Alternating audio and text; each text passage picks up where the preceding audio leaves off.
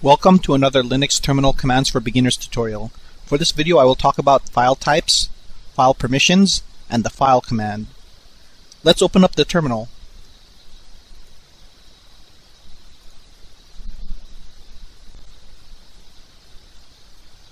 Terminal color codes some of the most common file types. To see this, let's bring a long list format of the contents in my home directory, ls-l. The first thing you'll notice is that some of the items are colored. Blue colored text indicates a directory. Light blue text indicates a link. This is Linux's equivalent to a file shortcut. Green colored text indicates an executable or data file. Red colored text indicates an archive file. Pink colored text indicates an image file. And white colored text are usually text files, configuration files, or in some cases a file without an extension. We can identify files without an extension with the file command, and the command would look like file name, where name is the file's name. Let's try identifying the file Cauchy1 since it has no extension.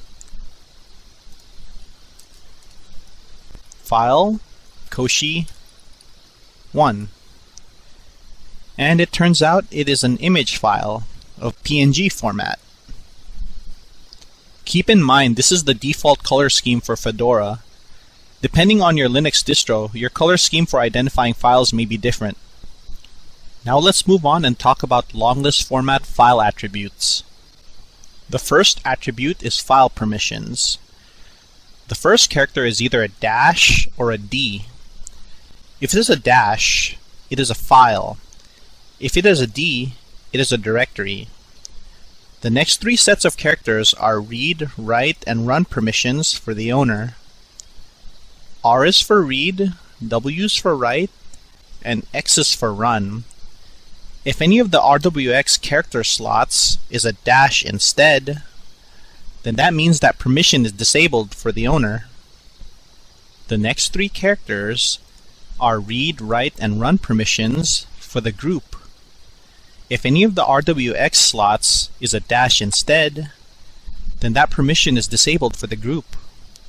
And the last three characters are read, write, and run permissions for other. Just like with the owner and group, if any of the RWX characters is a dash instead, then that permission is disabled for other.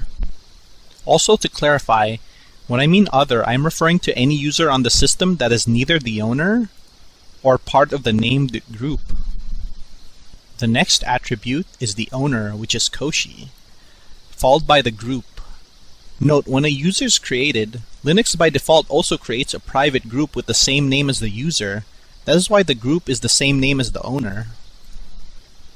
The file size in bytes, the date and time of creation of the file or directory, or the last time it was modified, and lastly, the file name. I hope this is enough of an explanation to get a basic understanding on using Linux's terminal to identify a file's type and their attributes.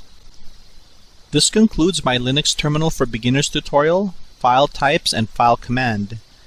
For more information, check out the manual page for file at man.file.